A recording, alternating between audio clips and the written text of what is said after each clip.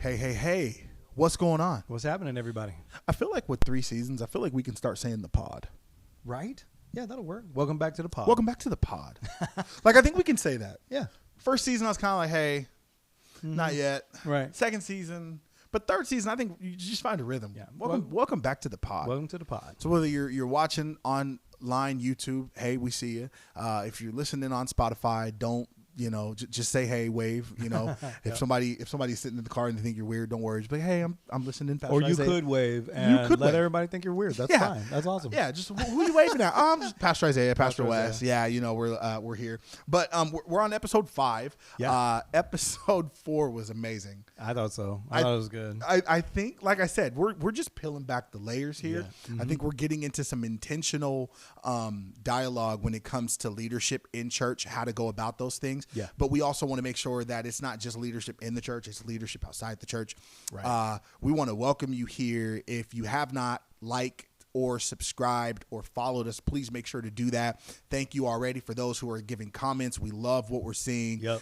Go to mintalkspodcast@gmail.com. We love getting just some of the questions. Emails, comments, questions, all of it. And we might not get to the email this season, but we will make sure to get to it at a later season. Right. Just because a lot of times what we do is we kind of offline, we have a conversation like, hey, what do you think about this? And what do you think about that? And so we love what's going on and we love what's happening. And we just want to say thank you for that. Yeah. I always get this wrong, but I'm always going to keep asking you to buy us a coffee. buymeacoffee.com/mintalkspodcast. That's it. Yep. That's it. You can subscribe. There's going to be some special features that come with that, bonus content, books that we reference. We might give you a book. Who knows? Exactly. There's so many different things. But in episode 5, okay, let me share this before we even get into this. Okay. First year of leading in youth ministry. I'm in Seattle. Right. I go into this room and it just needs some TLC. This room just needs some TLC. It's just like, it's like burnt mustard color. It's just cold in there. It needs some love. Okay. And so my wife and I, we get there, and I think my pastor was like, okay, what do you want to do? And I'm like, well, I would love to remodel this room. He gave me a blank check. There you go. And was like, go for it. So me and Heather, we got to moving. We got to thinking. There was this ugly platform that was in there. And the platform literally separated you from who you were communicating to. Okay. It automatically kind of put like you're over everybody. Like you're and I hated that. Anytime I've ever had a conversation, I'm either sitting at a table with Pastor Wes, we're either drinking coffee, we're either like this, or we're breaking bread. Right. And I think it just kind of has this, hey, it's an eye to eye thing. It's not a I'm over you kind of a deal. Although I think you should establish that leadership early on. Correct. And you talked about that when dressing the part. There was 3 things that you said you had: long pants, long pants, microphone, and stage. And so with kids, that's really important to distinguish the authority structure. But with youth, I always preached on the floor and the same level. Yeah. So we got rid of the platform, and my wife was like, "Why would you do that?" I'm like, "Well, I don't want to be over the kids. I don't want to be standing. I want to create an even space where I'm talking with them, not at them." Yes. And so today's episode, we are talking about the differences between talking with someone and talking at somebody. Exactly. And that's the discussion. Right. Pastor West, 25 years of ministry, 25 years of marriage. I think you've just got a lot of life in you where you've had conversations with people. Can you just give us some help on what the difference is between the two? Have you failed at one? Have you been successful? Help us, help some of us young leaders out here. So one of my good friends back in the day was the one who actually brought this up to me. And he did that because when I was a young, enthusiastic, quite naive pastor, not the naive. I was naive. Like when you get that senior pastor title, or when you get that job, or when you land this, whatever, there's this air of confidence that builds up in you, right? New position at a new church, and then you walk in with all this, clean nose, but everybody knows it's up in the air, right? So I love that. And I found that there was a huge difference at talking at someone. Yeah. To try and lead them. This kind of goes back to season 2, pushing versus leading. Remember that whole season? Yes. Okay. So, but talking at someone versus talking with someone, One of them is a leadership mindset of I'm here to direct you, and I'm the boss, and I know what's best, and I have the authority, and you're just a little peon, right? There it is. Versus talking with you, where we are actively in conversation. I'm not only am an active talker, then I'm also an active listener. Right, it's because conversation goes two ways. It's not same thing with the Lord. Most of the time, we're an active talker. Yeah. Are we an active listener? Because sometimes we talk at God. Yeah. We don't talk with God. Right, Lord, if you could just, and that's one of my favorite prayers too. Lord, if you would just, Lord, just do. You're talking at the Lord right now. Instead of talking with him. And half of that is complaining called prayer. Absolutely. Complaining called prayer. Yeah. And so, but there's a huge difference. And this buddy of mine, who I loved with all of my heart, he looked at me one day with the deepest eyes, and he says, I need you to stop talking at me, and I need you to start talking with me. And I was like, I think I know what you're saying. I got really mad. In all honesty, I got really mad. I was like, but he was right. And he was right. And I need you to stop talking at me, and I need you to start talking with me. And how many years in ministry were you at this point? This was my first year of being a senior pastor.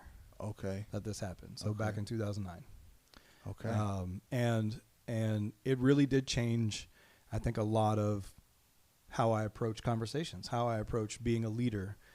Do I get it right all the time? No, absolutely not. Because there are times when I'm like, hey, this is what we're going to do, and this is why. And then, of course, pastors, we have to be very careful. Ministers, leaders, whatever, we have to be very careful that we're the only ones who have heard from the Lord for this, and everybody else just got to jump on our bandwagon, right? That's just talking at people with this undergirded authority of God. And that really goes hand in hand with like the episode 4, but I mean, that was a whole go listen to that one. But that I thought about that, like, right. The only one from here from God. So when you heard this, what were some practices that you began to put in place to like correct that? That's a good question. And the answer actually is questions. Okay. I learned to ask questions. I learned to be more of an active listener, reiterating what someone is saying. And so I think I heard you say this. Is that what you meant? Is that what you said? Yeah. And then when you do that, you become a better leader, right? Because people know that you're engaging, right? They know that you're actually listening. You're not just barking or pushing. You're actually leading. And so that was one of the biggest things that I think changed in me was I started asking questions of things, clarifying questions or even leading questions in the fact of, well, so if you're thinking this, then what is the next thing you're thinking? Is it something like this? And then if it's not, then I know that I'm not listening well enough. Or there's more that needs to be unfolded. Yeah. Something like that. But you begin to talk with someone. Yeah. And you share in that leadership responsibility. One of the biggest problems in leadership is, we feel like it's so lonely at the top and it's so hard. Maybe because sometimes we're not pausing long enough to listen. Oh, wow. And share that burden. Like, if you have a better idea than I have, even though I'm the leader, we're going to collaborate now, and the burden is lifted. How do you open that space? Because let me stop there. How do you open that space for like the ideas to come in and filter in from outside spaces? So a lot of that, again, as a senior pastor, when I first began all of this stuff, I had a moment. So this buddy, hey, you need to talk with me and not at me. But I also had a moment where I realized I couldn't do everything by myself. Okay. Right. I'm a go-getter. I'm a doer. Yeah. I'm from the old school. If you want something done right, you got to do it yourself. I hear you. Yeah. So, but between my friend, my wife, my mother, and the Holy Spirit. So if that's enough people to shift me a bit, you know what I'm saying? Especially that wife and mom combo. Right. That is a real thing. You gotta then you begin to shift, right? Yeah. And I'm just going to be bold enough to say it. If you're not listening to that group or that combination of people, right? If they can't speak to you in your life, then there's pride that goes before you, Yes, right? sir. There's pride in your heart, and you got to check that out. Yeah. You got to work on that. And I did, and I was, and I still am. I mean, I'm not so prideful anymore today. I do still have moments where I struggle with, hey, you know what? This is my idea. This is my charge, blah, blah, blah. I'm just going to go for it. Yeah. And then ultimately the Lord puts me in my place. Okay. Ultimately. However, there are times when things just don't work out because I'm going headstrong and I've been talking at people and not talking with people. Can I ask you a question? Go for it. This is really good for me. Okay. Do you create, I don't want to make the assumption, but I'm assuming that you do this, but I'm going to just be quiet on this. Do you create a difference in how you communicate to staff, volunteer leaders, and then the congregation? Like, is there different tones of Pastor Wes? Like when you're talking with somebody? That's good. You know, like, how do you do that? That's a good question.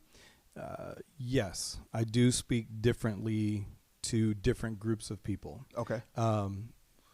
To all of them, you try and trickle vision all the time. Okay. To all of them.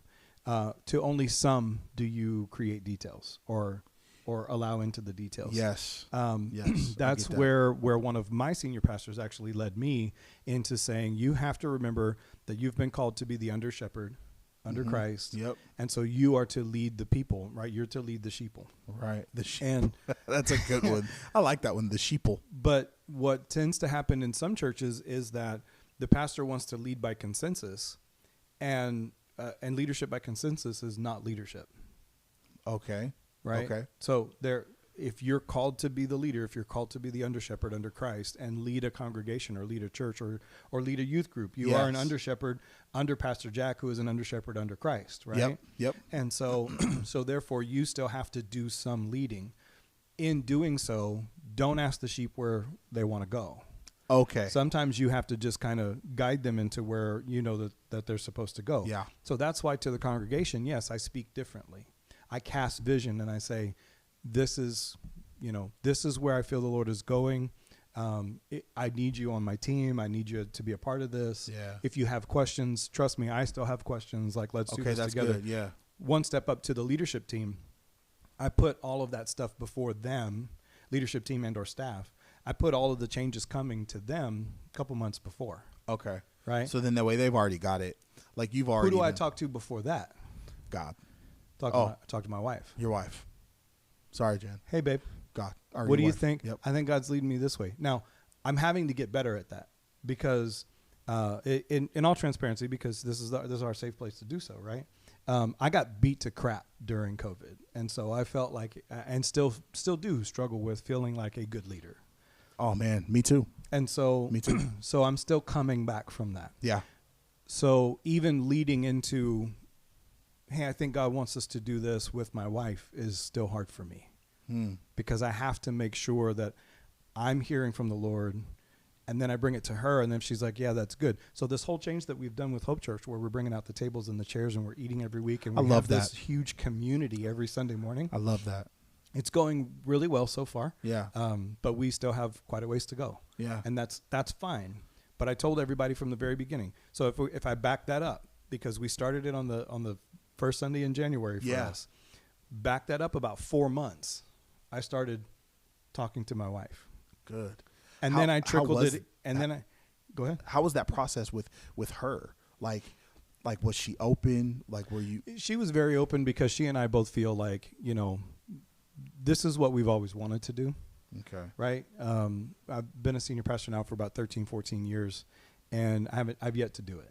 Right. Because sometimes for a long time, the other stuff worked.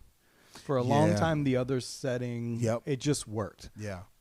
Post-COVID or post-pandemic, whatever you want to call it, church has to be different. It has to be different. It's not attracting the same. It's not seeing salvations nearly the same. Yeah. Yeah. Right. And so we decided it's time to do something different. That's great. And then about a I don't know, a couple weeks to a month or so after that, we started talking to staff and leadership. We started talking to the board. I started trickling that vision out there and going, hey, I think this is what God wants us to do. Why don't you pray about it? Yeah. Why don't you think about it with me? Well, what do the logistics look like? I'm like, I don't know all the details yet. I want to know the heart behind it. Okay. right? Yeah. And then kind of leading that way. But that is more of an idea of talking with people, because if I got a huge pushback from any group, Yeah. we wouldn't have done it. And then it kind of starts to leak into, or not leak in, but you start to feel insecure. Like, man, yeah, was absolutely. I hearing from God? Did I miss it? Yeah. Like, that's one of the things I started doing a lot more of. And I love that word, this is a safe place. And I started doing the same thing with Heather. So like now I just started asking her, hey, what do you think about doing a hangout with our kids? I think, I don't know when this airs or where this will be at. Right. But it'll be like in February, so like President's Day. So I'm like, hey, do you want to do a hangout on President's Day? And she was like, yeah. She's like, what are you thinking? I'm like, oh, let's go to the Defy jumping place. She's like, okay. So then for some reason I just sat and I just kept thinking, and it was just like, and I'm like, why not we turn Sunday? So then I went to her. I was like, hey, what if, and I know it's going to be a long day, what if we just did it Sunday? Right. I mean, we're already off. We don't have to worry about getting somebody out of their house. Right. And then let's just let Monday be Monday, where the kids can be at home. You know, like we've already got that point of contact with some of the kids at church. Right. And she said, I think that's a better idea. Now, I'm going to be honest with you. I don't know if you feel this way, but typically when my wife hits me with, hey, I think that's a really good idea, You want to listen. well, not only do I want to listen, but she's my soundboard. Right. So when this all goes off, Right. between God, my wife, and Pastor West, those are, and I've got a few other names out there, just like I know you do. Right. They'll be the ones to tell me, can I challenge that? Right. Or, and oftentimes when I'm talking with somebody and I'm asking them a question, I've come to this conclusion. I don't know if I heard this from somebody, or I don't know if I just started saying it, but I've never stopped saying it. But know-it-alls don't grow at all. There you go. I never, and I'm going to say it again, know-it-alls don't grow, or never grow at all. And know-it-alls usually are the ones that talk at people. Ooh. Because they know it, right? They don't Yeah. They don't listen to have a conversation. They listen to respond. And there is a difference between reaction and response. Exactly. And so I just don't know everything. I'm terrible at math. What? Terrible at math. But my wife is phenomenal with math. I'm terrible at math too.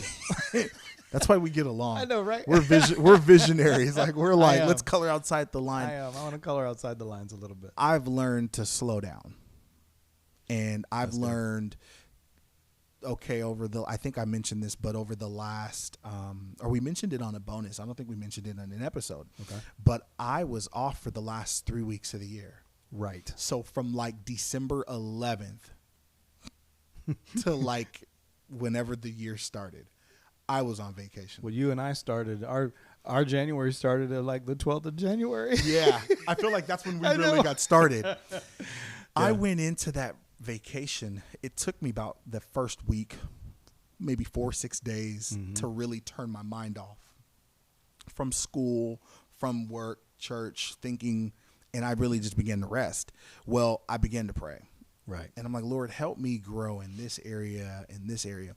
One of the things I was praying for, and we're going to talk about this in a later episode. I think we're going to do like a brag table. Right. I'm going to just throw this out there. But our first young adult service of the year had 30 to 35 young adults. That's awesome. And for us, that's a huge win because we've always hit the cap between 15 to 22, 15 to 25. So we've always kind of been there. Right. And I'm not talking about my youth leaders being my young adults. Right. You're talking about actual young adults. There might be, okay, and let me just be even more transparent. There's 3 of my youth leaders that are included in that 25. Okay. So that's still the rest of the church or the rest of the young adult atmosphere. But why am I bringing this up? Because when I was talking with my leadership team, I continued to bleed vision. Mm-hmm. Let me say it this way, leak vision. Vision should always leak. Right. And so I was just telling them like, hey, we're going to grow. We're going to grow. And I want to release you guys in your giftings. And so I actually told them to open up the year, you guys are going to preach. There you go. Now, 35 young adults come, you would think that I would want to be up there. Oh my gosh, there's 35. Right. I had no desire. I was serving. I was grabbing chairs, Philip was actually communicating, and so I was printing off more of his pamphlets, Nice. stapling them, handing them out. Like I was literally, and I was loving that. Blood starting to flow, and I'm like, yo, it doesn't have to always be me. Exactly. And so, let me ask you something, and I know we're probably running out of time. I want to try to wrap this up the best we can. Relationships. Right. How can we get better at talking with our spouse instead of talking at our spouse? You show me so much with how you and Jen communicate, and I lean to that because, we're getting ready to hit 6, and you guys are getting ready to hit 26 this year or 27 this year? No, it's officially 25 this year. It's officially 25 this year. Okay, so what are some things, man, that you've learned within communicating with Jen over 25 years? Because everybody's not going to get the same language that Jen gets. Right. Like, how do you make sure that Jen gets the proper language and the right communication, that your girls and your boy get the how do you separate that from, like, when you're trying to communicate, like, because Heather's even said, don't preach at me. Don't talk at me. It's the same thing. Don't Okay. preach at me. Yeah. Right? Yeah. That's kind of the same thing. Well, the first thing is to actually acknowledge the difference of knowing that you're talking at someone instead of with someone. Okay. Like, that's a huge thing. And Yeah. if you don't know how to do that yet, ask the person who you're talking to. Just be ready for a response. Yeah, just be ready for the response. Okay. The other thing is, you're right. 25 years of marriage, and I'm still learning to communicate with my bride. Wow. I'm still learning. And the reason is because the ebbs and flows of how we communicate, when we communicate, they differ per season. Okay. Right. So when she was a stay-at-home mom, full-time stay-at-home mom, raising our little runts, she needed that communication. She needed that time together. She, favorite phrase, I just need to talk to an adult. Yeah, I've heard one of my leaders say that. She says that. So, but that is a completely different stage than right now when we have adult kids Mm-hmm. and a 13-year-old, and she works a full-time job, Mm-hmm. right? A full-time job. Yeah, full 40. And she works here at the church. And an additional. Exactly. So then our communication needs to be a bit more, well, for the both of us, a bit more streamlined. Yeah.